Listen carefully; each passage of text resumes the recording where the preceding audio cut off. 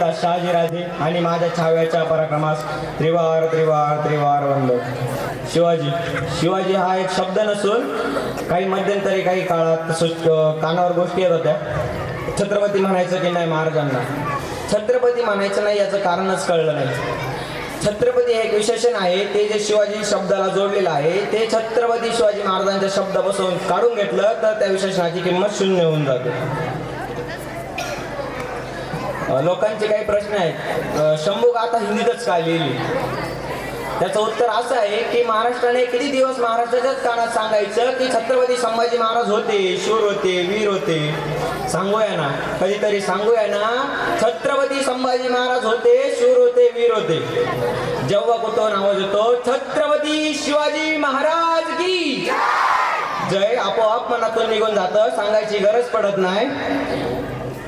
जेव्हा थोर मोठ्यांचं आपण नाव घेतो तेव्हा त्यांचं आपल्याला जीवन आठवतं आणि जेव्हा छत्रपती संभाजी महाराजांचं नाव घेतो तेव्हा आपल्याला त्यांचं मरण आठवतं. परत कुठून तरी आवाज येतो छत्रपती संभाजी महाराज की, तेव्हा तळपायाची आग मस्तकात जाते, डोळ्यातलं पाणी कधी जमिनीत जाऊन मिळतं हे कळतच नाही. या पाण्यावर आज मी बोलणार आहे.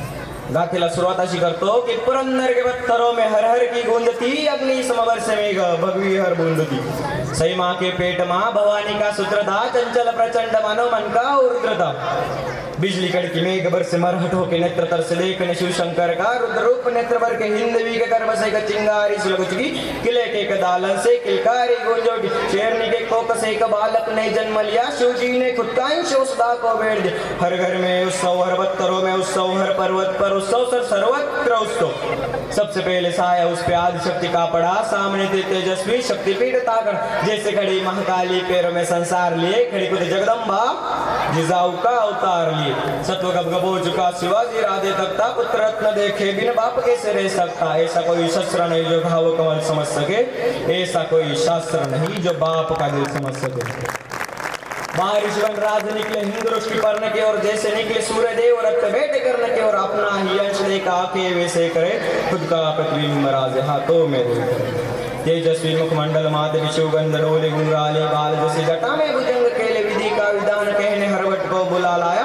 मंगल शनि बृहस्पति और ग्रह सारे लेके आया, एक एक ग्रह रखा कुंडली में कर विचार. हरवट के मुख से निकली वाणी कुछ इस प्रकार, रुद्र रूप प्रलयकारी नीलकंठ जटाधारी. ऐसा रत्न उपजा है कुछ मनुष्य के इसमें, जैसा कोई साध्य नहीं भूत या भविष्य में. मृत्यु से जिसको भय नहीं, मृत्यु से पहले शय नहीं, किंतु पुराणों के रुद्र जैसे आवदा है आन पड़ी. बालक की कुंडली में ग्रहों की जंग, जैसे फंसा रुद्रवंशी जो थे उनके करीब, रुद्र बन के जला है रुद्र सा ही ये नसीब. यानी नियति के खेल से शिवनंदन अनजानता, दुनिया से दूर बाल शंभु नादानता. शूरता वो वीरता अखंडता प्रचंडता, मानुष मनुष्य वीरता पे देव को कमंडता. उसी वीर गौरव को कपट का ग्रहण लगा, अपनों से था धोखा उसको जो कि तब भयम लगा. समझाने तक कभी न नियति ने वक्त दिया, समंजस बालक से माँ का दूध छीन लिया. मानवी संघर्ष कभी किसी से टला नहीं, पर छीना दूध तब उसने माँ तक बोला नहीं. तब प्रांत की कुंबिन को माँ साहेब ने याद किया, एक राजा का वंश किसी प्रजाजन को सौंप दिया. यूं ही नहीं कहता कोई राष्ट्र की माता, उन्हें राष्ट्र का सम्मान करना बखूबी आता उन्हें. धन्य माधा रहू जिसने बच्चे को स्तनपान दिया, जो रानियों से ना हुआ उस तख्त का सम्मान किया. तंत्र मंत्र आयुर्वेद कुछ न बचा कहीं शेष, सारे वेद किए पेश सरनता कोई विशेष. बीमार पड़ी माँ का हाथ हाथ से फिसल रहा, मुरझ रहा था फूल जो अब भी खिल रहा. सफर की शुरुआत में ही सही माँ ने प्राण त्यागे, जल रहा था फूल उसमें जल रही चिता जो आगे. तली बढ़ रहे स्वराज्य को किसी कुफर की नजर लगी, पुरंदर के खातिर कई किलो पे मोहर लगी. राज की जुबा पे फिर भी मिर्जा को संदेह था, जिस जुबा खातिर वीरों ने त्यागा अपना देह था. तब उसने अपनी कैद में कोई नूर अमानत रखा, 6 साल की संभाजी को बतौर जमानत रखा. आयु से वीरता का मोल कोई कैसे ही कर पाएगा, खुद राजे को यकीन था ये तो ना घबराएगा. बढ़ रही आयु के साथ समझदारी बढ़ रही, भार इस कतार को अब धीरे धीरे चल रही. राज के नाम पर तो कोई आगरा से आया था, सालगिरह के मौके से तहजीब किससे बुलाया था। वो सालगिरह का न्योता था या कहा कोई छुपाव करे, क्योंकि अंत में लिखा था कुछ आलमगीर औरंगजेब। हाँ यही एक नाम सुनते कांपती हर सल्तनत, यही था जो नाम पहुंचा हिंदवी के दरतल। इसी ने तोड़े थे मंदिर कई शिखर नादान था, जो तोड़ रहा उसी खुदा का दूजा घर। पर आया हिंद शिवा आया, साथ अपना छावल आया, इंशाअल्लाह नूर देख भगवे का सुरूर देख, दिल्ली के उस तख्त को चीरती नजर देख, सुरमे को जलाने वाली आंखों का कहर देख, आंखें फाड़ देख देख पलके जान देख, बादशाह के रास्ते का सबसे बड़ा पहाड़ देख। पर मौका परस बादशाह की अकल बड़ी कमाल चली, कटेगा शिवा पर झुकेगा नहीं ये सोच के चाल चल, रिवाजे दरबार के झुकने का एक हुक्म उठा, ललचा रहा शिकार देख, बंदे शेर का सवर छुटा। क्रोधित राजे तक दिल्ली को पीठ दिखाकर चल पड़े, संतप्तता को रोकने खातिर नन्हे शंभू दौड़ पड़े। बदतमीजी की सजा के कर पिता पुत्र को कैद किया, आगे से ना हो सका तो पीठ में खंजर भोंक दिया। कैद हुए राजे बेशक, पर सोच तो आजाद थी और उनकी सोच को कैद कर सके इसी जंजीर कहीं मौजूद नहीं। मुगल दाद का पैरा तोड़ परिंदे कब के उड़ गए, सालगिरह का तोहफा के कर कुछ पंख अपने छोड़ गए। निकल चुके थे कैद से पर जान अभी ना छूटी थी, खुद की शान सूरत आज औरंगजेब सिर उठी थी, उड़ाओ जिंदा या मुर्दा, काफर बच के ना जा पाए, सिर उड़ा दो खुद के ही अगर खाली हाथ लौटाए। बैरागी का वेश पहन मर्रा में दोनों जा पहुंचे, बाल शंभू को साथ लिए उसने बुला पहुंचे।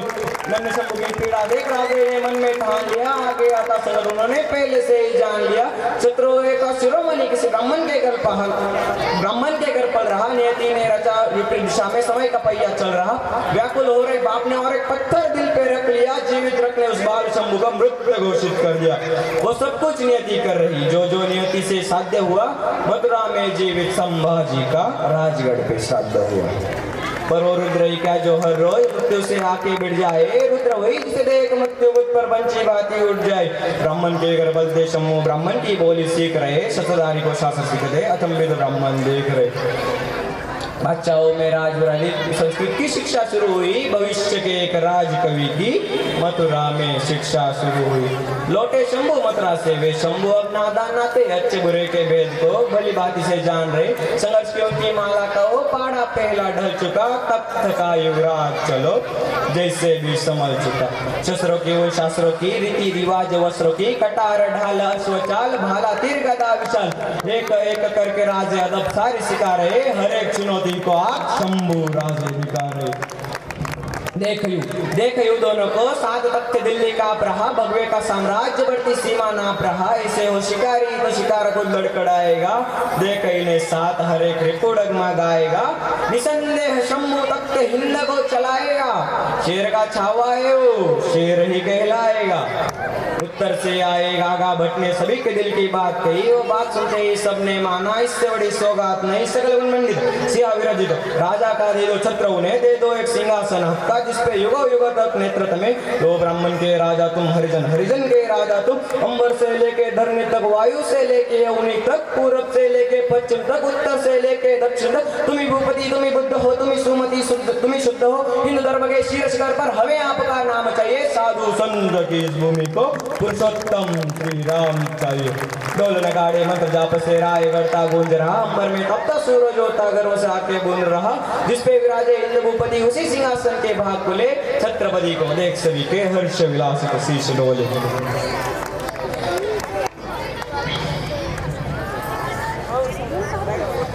अदब बड़े युवराज को एक छुपी नजर की देख रही, वही नजर जो बस नजरों से पुष्प भंकुड़ी फेंक रही। देख रही थी ऐसे जैसे राधा देखे गिरधर को, जैसे देखे पार्वती मैया अपने ही शिव शंकर को। विषमाई की पवित्र आके शंभू राज पे जकड़ गई, पति प्रेम की अमृत वर्षा वही नेत्रों से ही पकड़ गई।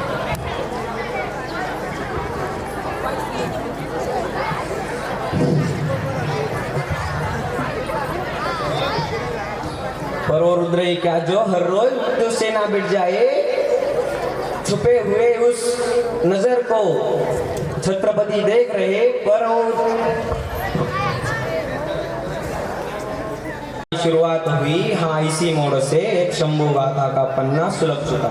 छत्रपती संभाजी महाराज की क्षणाला अंतळा फक्त 1 मिनिटाचं बाकी राहिलेलं होतं। एकदा सहमसाठी जोरदार टाळ्या वाजवायच्या. नक्की टोमचा पाठांतराला सलाम आहे.